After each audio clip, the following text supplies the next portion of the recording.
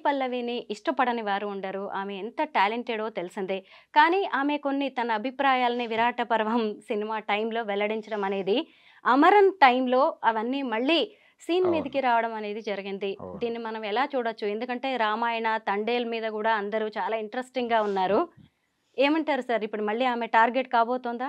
అంటే భారతదేశంలో పరిస్థితి ఎలా తయారైందంటే, ఒక మతం తాలూకా దేశభక్తి, ఇంకో మతానికి ప్రాణ సంకటంగా మారినటువంటి ఒక విచిత్రమైన కండిషన్‌లో భారతదేశం ఉందిప్పుడు. అంటే హిందూ మతం వేరు, హిందుత్వ వేరు. ఈ హిందుత్వ శక్తులు అవి రెగ్యులర్‌గా ఎవరో ఒకళ్ళని టార్గెట్ చేయటం ద్వారా, అంటే వీళ్ళు హిందూ మతానికి వ్యతిరేకంగా మాట్లాడారు అని చెప్పడం ద్వారా తమ ఉనికిని నిలబెట్టుకోవటం తో పాటు హిందూ మతం ప్రమాదంలో ఉంది అనేటువంటి అభిప్రాయాన్ని నిరంతరం కలిగించటం వాళ్ళ కార్యక్రమం. ఆ కార్యక్రమం నిర్వహణ కోసం ఎవరు దొరికితే వాళ్ళని ట్రోల్ చేస్తూ ఉన్నారు. అది కనిపించకుండా జరిగిపోతున్నటువంటి ఒక రెగ్యులర్ కార్యక్రమంగానే ఉందది. ఒక రకంగా అదొక మాఫియా వ్యవస్థగా తయారైపోయింది. అందులో భాగంగానే 'అమరన్' సినిమాకి సంబంధించి సాయి పల్లవిని తీసుకున్న దగ్గర నుంచి మాట్లాడుతున్నారు వీళ్ళు. అయితే జనరల్ పీపుల్ ఎవరు పట్టించుకోవట్లేదు దీన్ని. జనరల్ పీపుల్ గాని, ఆడియన్స్ కానీ ఎవరు దీన్ని పట్టించుకోలేదు. సినిమా చూసారు. ఆ పాత్రలో సాయి పల్లవి చాలా అద్భుతంగా నటించింది. నిజానికి ఆ సినిమాకి సంబంధించి సాయి పల్లవికే ఎక్కువ మార్కులు పడ్డాయి. కార్తికేయన్ కంటే కూడా. అందుకని ఇప్పుడు ఆ సినిమా హిట్‌లో కూడా ఆవిడకి మేజర్ షేర్ ఉంది. ఇది అయినప్పటికీ ఈ సినిమా రిలీజ్ టైంలో మళ్ళీ ఆవిడ గతంలో మాట్లాడిన మాటలు ఏం మాట్లాడింది ఆవిడ గతంలో వీళ్ళు ట్రోల్ చేస్తున్నటువంటి కామెంట్స్‌లో ఏముందంటే, ఎవరైనా గాని ఈ దేశ ప్రజలే గదా! ఈ దేశ ప్రజలు ఇబ్బంది పడినప్పుడు పట్టించుకున్నారా లేదా? అలాగే ఇక్కడ ప్రజలు ఎలా ప్రజలో పక్క రాష్ట్రపు లేదు పక్క దేశపు ప్రజలు కూడా ప్రజలే గదా! ఎక్కడ ఎవరు బాధపడ్డా మనం పట్టించుకోవాల్సి ఉంటుంది గదా! అని జనరలైజ్ చేసి మానవీయ కోణంలో మాట్లాడిందావిడ. అయితే దాన్ని పట్టుకొచ్చి ఇక్కడ పెట్టి, ఈ కాంటెక్స్ట్‌లో పెట్టి, అంటే ఆవిడ పాకిస్తాన్ అనుకూల వ్యాఖ్యలు చేశారు, హిందుత్వ వ్యతిరేక వ్యాఖ్యలు చేశారు అనే దీనిలోకి తీసుకొచ్చి ఆ కామెంట్స్‌ని వీళ్ళు వ్యాఖ్యానాలు చేసి పెట్టారు. ట్రోల్ చేశారు. ఈ ట్రోలింగ్ అనేది సినిమానైతే ఇబ్బంది పెట్టలేదు. ఆ సినిమా సక్సెస్ అయిపోయింది. ఇప్పుడు రాబోతున్న 2 సినిమాలు గూడా అదే ఏరియాలో ఉన్నాయి ఆవిడవి. అంటే 'తండేల్' సినిమా ముందు రిలీజ్ అవుతుంది. 'రామాయణ' తర్వాత రిలీజ్ అవుతుంది. ఈ 2 సినిమాల ప్రొడక్షన్ వెనకాల అల్లు అరవింద్ గారున్నారు. ఇటు 'తండేల్‌కి' ఆయన ఉన్నాడు వెన్నుపూసగా. అలాగే 'రామాయణ' ప్రాజెక్ట్‌లో గూడా ఆయన ఇన్వాల్వ్ అయి ఉన్నాడు. ఈ 2 ప్రాజెక్టుల్లోనూ సాయి పల్లవిని తీసుకోవటం అనేది ఆయన స్కీమ్‌లో భాగమే. సాయి పల్లవి ఈ పాత్ర చేస్తే బావుంటుంది. 'తండేల్' ప్రాజెక్ట్ ఎందుకు అంగీకరించాడు అరవింద్ గారంటే, ఆ సబ్జెక్ట్‌లో ఉన్న పొటెన్షియాలిటీ ఆయనకు అర్థమైంది. Pan India project. Pan India లెవెల్‌లో సినిమాని తీసుకెళ్లాలంటే, ఒక అందరికీ కనెక్ట్ అయ్యేటువంటి ఒక కామన్ పాయింట్ ఉండాలి. ఆ కామన్ పాయింట్‌గా ఆయన దేశభక్తిని చూసాడు. దాంతో పాటు పాకిస్తాన్ వ్యతిరేకత అనేది చాలా బలంగా ఎక్స్‌ప్రెస్ చేయటానికి ఆ కథలో అవకాశం ఉంది. ఎందుకంటే ఈ జాలర్లు పాకిస్తాన్ జైళ్ళల్లో ఉన్నారు. మనకు ఆ ట్రైలర్‌లో చూపించారు. పాకిస్తాన్ జైల్‌లో అతను పడేటువంటి బాధలు ఇవన్నీ చూపించారు నాగ చైతన్య క్యారెక్టర్. అలాగే అక్కడ భారతదేశాన్ని అవమానపరుస్తూ కొన్ని డైలాగులున్నాయి అవతల నుంచి, పాకిస్తాన్ వైపు నుంచి. ఇటువైపు నుంచి అంటే ఈయన భారతదేశం తాలూకా ప్రైడ్ చెబుతూ ఈయన డైలాగ్స్ ఉన్నాయి. ఇవన్నీ జనాల్ని ఎమోషనలైజ్ చేస్తాయి దేశవ్యాప్తంగా. కాబట్టి దీనికి పాన్ ఇండియా లెవెల్‌లో స్కోప్ ఉంది ఈ సబ్జెక్ట్‌కి అని అరవింద్ గారు భుజాన వేసుకున్నాడు ఆ సబ్జెక్ట్‌ని. సో, భుజాన వేసుకున్న తర్వాత దీన్ని ఎమోషనల్‌గా జనాలకు క్యారీ చేయటానికి కావాల్సిన ఆర్టిస్టులు ఉండాలి. అప్పుడు సాయి పల్లవి అయితే బావుంటుంది అనుకున్నాడాయన. అట్లా నాగ చైతన్య, సాయి పల్లవి వీళ్ళిద్దరూ ఆ ప్రాజెక్ట్‌లో ఉన్నారు. ఇప్పుడు మళ్ళీ ఆవిడ గతంలో మాట్లాడినటువంటి దేశభక్తి తాలూకా కామెంట్స్ పట్టుకొచ్చి ఎవరైనా ట్రోల్ చేస్తే చెయ్యొచ్చు. కానీ బ్యాడ్‌గా పబ్లిసిటీ చేసినప్పటికీ అంటే నెగెటివ్ పబ్లిసిటీ కూడా ఒకసారి సినిమాకు ఉపయోగపడుతుంది. అలా ఇది కూడా ఉపయోగపడే అవకాశమే కనిపిస్తోంది. కానీ వీళ్ళు ఆగరు. వీళ్ళది నిరంతర ప్రక్రియ. ఎవరో ఒకళ్ళని వెతికి అంటే పూరీ జగన్నాథ్ గారు ఎప్పుడో 4 ఏళ్ల క్రితం చేసినటువంటి అంటే ఆయన పూరీ మ్యూజింగ్స్ అని చెప్పి ఆయనకొక ఛానల్ ఉంది. దాంట్లో ఆయన పోస్ట్ చేసినటువంటి ఒక వీడియోలో ఆయన వ్యక్తం చేసినటువంటి అభిప్రాయాలను ఇప్పుడు టార్గెట్ చేసి ఆయన మీద పడుతున్నారు. ట్రోల్ చేస్తున్నారు ఆయన. ఎవరైతే సాయి పల్లవిని ట్రోల్ చేశారో వాళ్ళే. అవే గ్రూప్స్. సో వీళ్ళది నిరంతర ప్రక్రియ. ఇది కొనసాగుతుంది. సాయి పల్లవి సినిమా రిలీజ్ అవుతోంది అనగానే ఆవిడ గతంలో మాట్లాడిన మాటలు గుర్తొస్తాయి వీళ్ళకి. వెంటనే పట్టుకొచ్చి ఇక్కడ పెట్టి దాడి మొదలుపెడతారు. సరే దాడి మంచిదే అనుకునే పరిస్థితిలో ఉంది ఇప్పుడు. ఎందుకంటే అది పాజిటివ్‌గానే మారింది మొన్న 'అమరన్' సినిమా విషయంలో. సో తండేలుకి కూడా ఇది ఉపయోగపడతాయని అనుకుంటున్నాడాయన. అరవింద్ గారికి తెలియంది కాదిది. ఆల్రెడీ 'అమరన్' టైంలో చూశారు వాళ్ళు. 'అమరన్' సక్సెస్‌కి సాయి పల్లవిని అభినందించాడాయన. ఇది దీని కొనసాగింపు 'రామాయణం.' 'రామాయణంలో' నేరుగా ఆవిడ సీత పాత్రలో కనిపించబోతోంది. దాంతో వీళ్ళు మరింత యాక్యురేట్‌గా ఉంటారిప్పుడు. అంటే ఆ ప్రాజెక్ట్ మీద చాలా తీక్షణమైనటువంటి దృష్టి ఉంటుంది. సినిమా రిలీజు కంటే ముందు దాడి జరిగే అవకాశం ఉంది. సినిమాలో ఏదైనా ప్రాబ్లమ్ ఉన్నా గానీ, దాడి తీవ్రంగా జరిగేటువంటి ఛాన్స్ ఉంది. అందుకని ఆవిడ కూడా గతంలో లాగా ఓపెన్‌గా ఇంటర్వ్యూస్‌లో మాట్లాడటం లేదు. చాలా జాగ్రత్తగా మాట్లాడుతోంది ఆవిడ. సబ్జెక్ట్‌కి కన్ఫైన్ అయ్యి మాట్లాడుతోంది. ఏదైతే సినిమా ప్రమోషనల్ ఇంటర్వ్యూ అయితే అక్కడి వరకే పరిమితమై మాట్లాడుతోంది. నిజానికి ఇప్పుడు సాయి పల్లవిని దేశభక్తికి సంబంధించి ట్రోల్ చేస్తున్నారు గానీ, గతంలో 'ఎన్టీ రామారావు' గారు 'బొబ్బిలి పులి'లో ఇంతకంటే దారుణమైన డైలాగే చెప్పాడాయన. అంటే కోర్ట్‌లో ఆయన జడ్జిని అడుగుతాడు. నేను యుద్ధ రంగంలో దాదాపు కొన్ని వందల మందిని చంపాను. అప్పుడు నాకు పరమవీర చక్ర ఇచ్చారు. ఇప్పుడేదో నలుగురిని చంపానని ఊరేస్తున్నారు ఎలాగా అంటాడు. అంటే మీరు యుద్ధ రంగంలో చంపింది మన దేశానికి శత్రువులని అంటాడాయన జడ్జి గారు. శత్రువులు అయ్యుండొచ్చు కానీ వాళ్ళ దేశానికి వాళ్ళు దేశభక్తులు అయ్యుంటారు కదా అంటాడాయన. అవునంటాడు జడ్జి. ఏదో ఒక దేశానికి దేశభక్తులైన వాళ్ళని చంపితేనేమో మీరు బిరుదులు ఇస్తారా? మీ దేశానికి శత్రువులైన వాళ్ళని చంపితేనేమో ఉరిశిక్ష వేస్తారా అనే పాయింట్ మీద నడుపుతాడు ఆ సీన్‌ని. అది కూడా ఒక రకంగా ఇప్పుడు గనక ఆ సినిమా రిలీజ్ అయ్యి ఉంటే వీళ్ళు వదిలిపెట్టేవాళ్ళు కాదు. ట్రోలర్స్. ట్రోలర్స్. సో, ట్రోలర్స్ అనేవాళ్ళు ఇలా ఈగర్‌లీ వెయిటింగ్. ఎక్కడ అవకాశం దొరికితే అక్కడ జొరబడతారు వాళ్ళు. సో, ఇది నడుస్తుంది. ఇది అనివార్యం. ఇది కొంతకాలం నడిచి ఆగిపోతుంది. ఇప్పుడు ఆవిడ ట్రోల్స్‌కి దొరకకుండా మాట్లాడటం అనేది నేర్చుకుంది. మొన్న 'అమరన్' ఇంటర్వ్యూస్‌లో చూసాం. 'అమరన్' ప్రమోషనల్ ఇంటర్వ్యూస్ చాలా ఇచ్చిందావిడ. ఎక్కడా కూడా లైన్ దాటలేదు. అంటే ఆ సబ్జెక్ట్ నుంచి డీవియేట్ అవ్వటం గాని, వ్యక్తిగతమైనటువంటి అభిప్రాయాలు వ్యక్తం చేయటం గాని ఆవిడ చేయలే. చాలా కాన్షియస్‌గా ఉంది. సో, ఇదే కొనసాగుతుంది. 'తండేల్' ప్రమోషనల్‌కి యాక్టివిటీ ఒకటి జరిగింది. అంటే రిలీజ్ డేట్ అనౌన్స్ చేస్తూ వాళ్ళు ఒక ఈవెంట్ చేశారు. ఆ ఈవెంట్‌లో కూడా ఆవిడ చాలా పద్ధతిగా, క్లుప్తంగా మాట్లాడేసింది. ఎవరికీ దొరకకూడదు అనేటువంటి ఒక కాన్షియస్‌నెస్‌తో వ్యవహరిస్తోందావిడ. అందుకని ప్రమాదం ఏమి ఉండదు భవిష్యత్తులో. 'రణబీర్ కపూర్' రాముడిగా, సాయి పల్లవి సీతగా యాక్ట్ చేస్తున్న 'రామాయణ' ట్రైలర్ రిలీజ్ అయింది. చూసారా? మీకేమనిపించింది? ట్రైలర్ బానే ఉందండి. పర్లేదు. అంటే ఒక రామాయణము అనగానే ఒక భయం కలుగుతోంది ఈ మధ్య కాలంలో. అంటే 'ఆదిపురుష్' నుంచి మొదలైందది. అవును. అసలు బేసికల్‌గానే ఒక ఒపీనియన్ ఉంది. పౌరాణిక చిత్రాలు సౌత్ వాళ్ళు తీసినంత కమిటెడ్‌గా నార్త్ వాళ్ళు తీయరు అనేటువంటి ఒక అభిప్రాయం ఉండింది. అయితే రామానంద్ సాగర్ కొంచెం ఆయన చేసినటువంటి రామాయణం, మహాభారత్ సీరియల్స్ ద్వారా నార్త్ టెక్నీషియన్స్ కూడా నార్త్ ఇండియన్ ఆర్టిస్టులతో కూడా మేము పౌరాణికాలని ఇబ్బంది లేకుండా తీయగలము అని ప్రూవ్ చేశాడు. ఒక బెంచ్ మార్క్ సెట్ చేశాడాయన. సెట్ చేసిన తర్వాత 'ఆదిపురుష్' అనే సినిమా చాలా ఇబ్బంది పెట్టింది జనాల్ని. అంటే పౌరాణిక చిత్రాలకు సంబంధించి పౌరాణిక బ్రహ్మగా చెప్పుకునేటువంటి కమలాకర్ కామేశ్వరరావు గారు, అలాగే ఎక్కువ పౌరాణిక చిత్రాల్లో నటించినటువంటి నటుడు ఎన్టీ రామారావు గారు.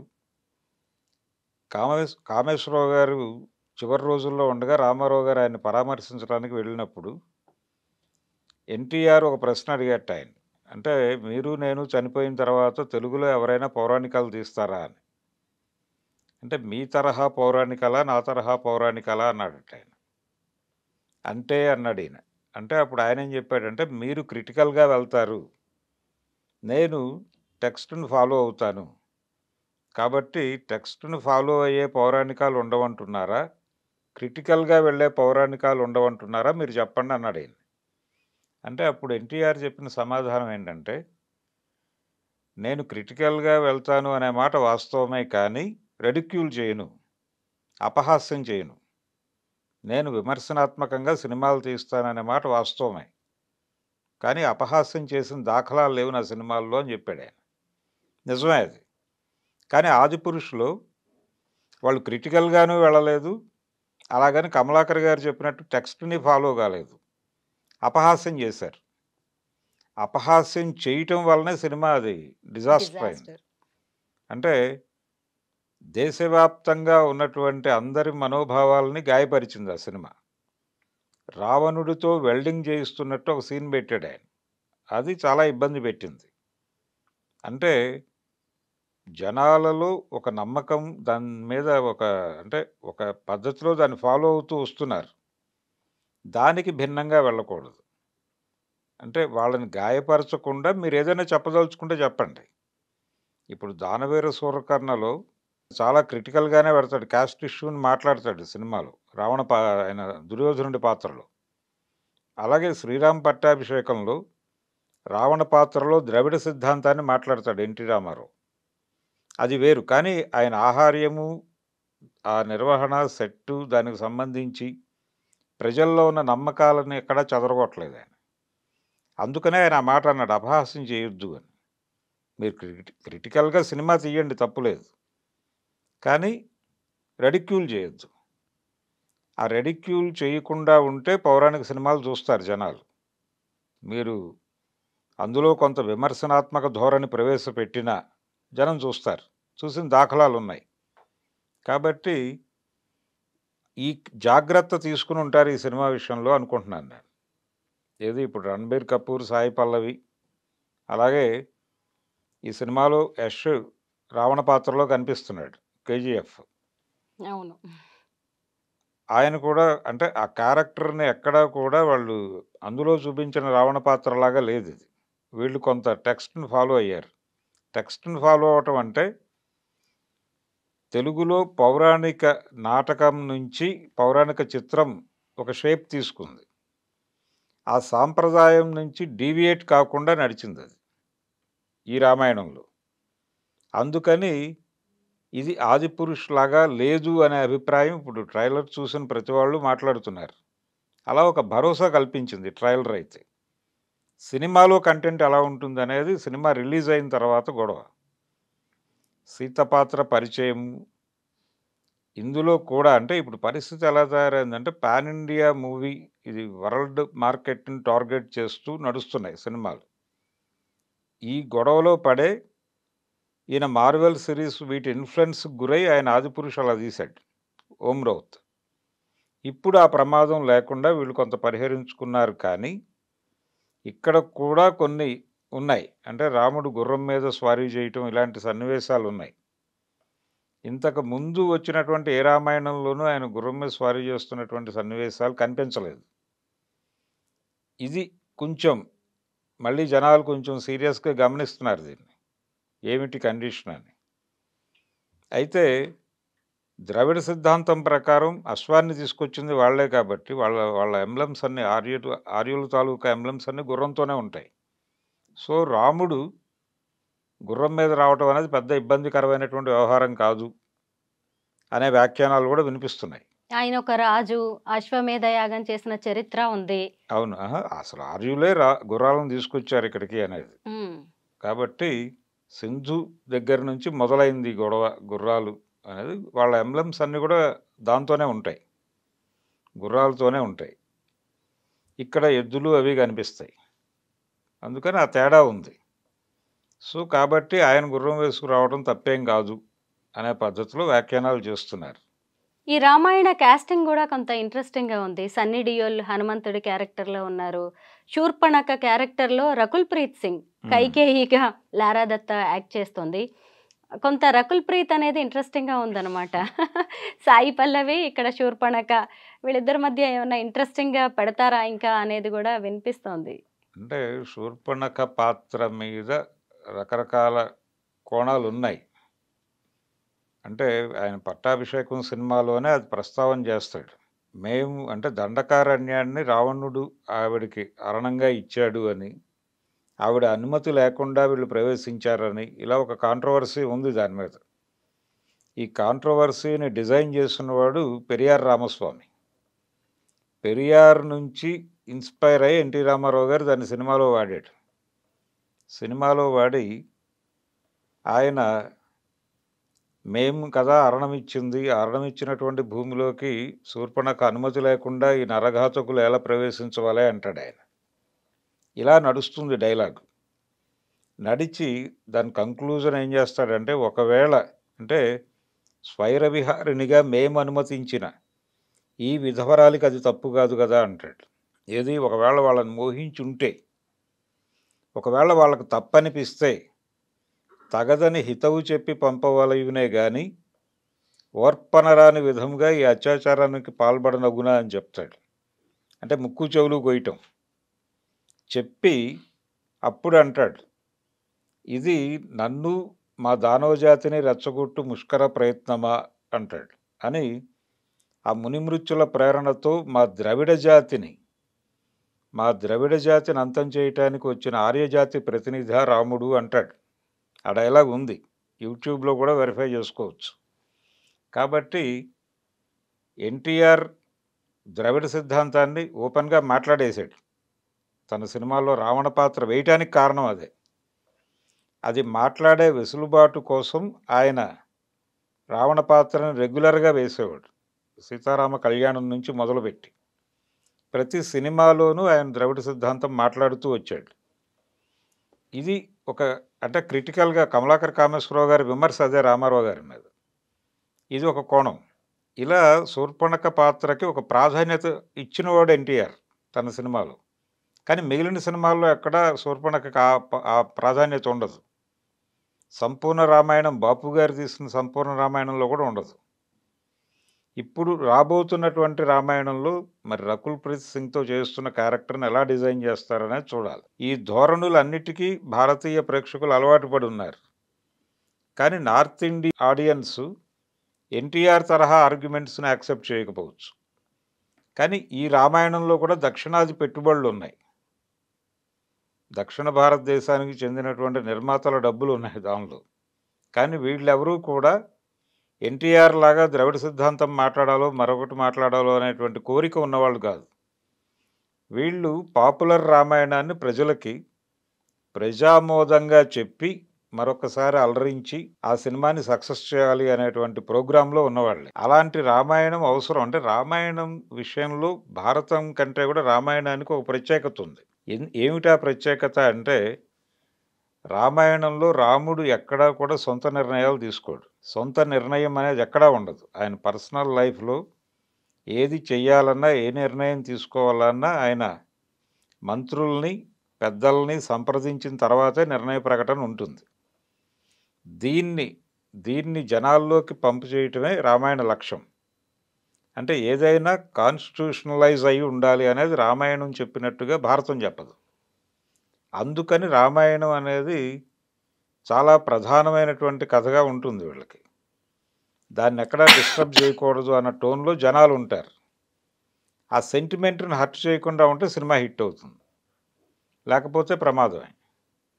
మొత్తానికి ఈసారి సాయి పల్లవి రామాయణ తండేళ్ళు విషయంలో ఎలాగో ట్రోలర్స్కి దొరకకుండా ఉండాలని, అలాగే ఈ సినిమా ఆది పురుషులా కాకూడదు రామాయణ అని మాత్రం కోరుకుందాం. థ్యాంక్ యూ భరద్వాజ్ గారు. Thank you.